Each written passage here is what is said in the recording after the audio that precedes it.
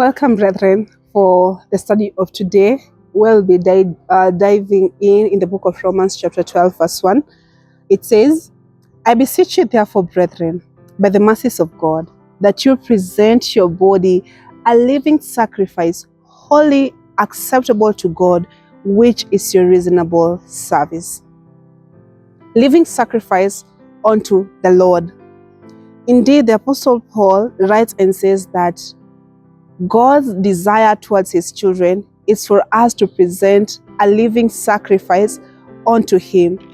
But in the world that you are living right now, indeed, diseases are prevalent. People are suffering from different kind of illness because of their what? Because of the diet that they eat.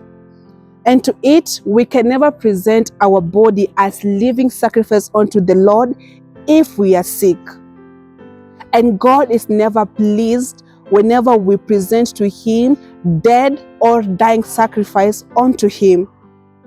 And to eat, we are living in a scenario where if we don't take precaution of what we put in our mouth, indeed our bodies will come to be dead sacrifice unto the Lord, and in which we can never present the body that we have towards him.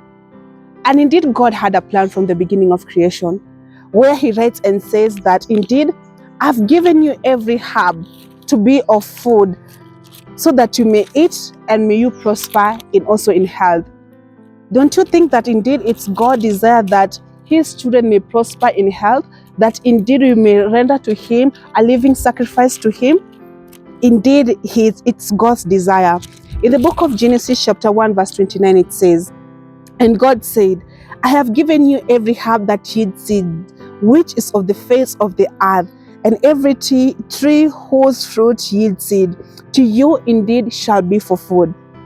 And to this text, we see that it's evident even during the time where the children of Israel were taken into captivity, where we find the three Hebrew men, Daniel, Meshach, and Abednego,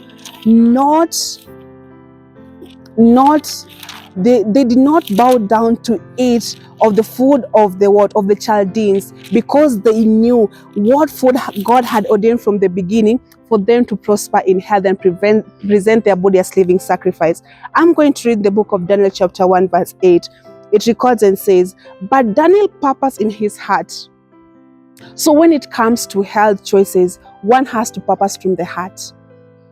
And to it, I'll pause and say that when we violate the spiritual laws, we will definitely lead to break the physical law.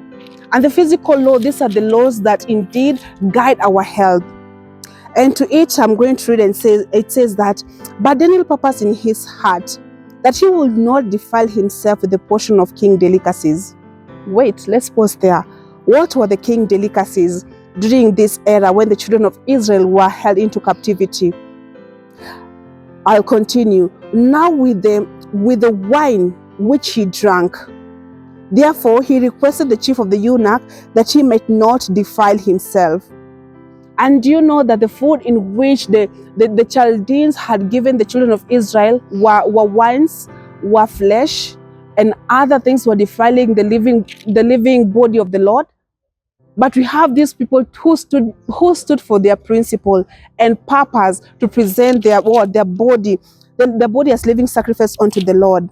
And you know, after 10 days, as they had requested, when they had purpose to eat the original food that God had ordained from the beginning, these Hebrew men, they were found more wiser, more stronger, and the intellect was basically had increased.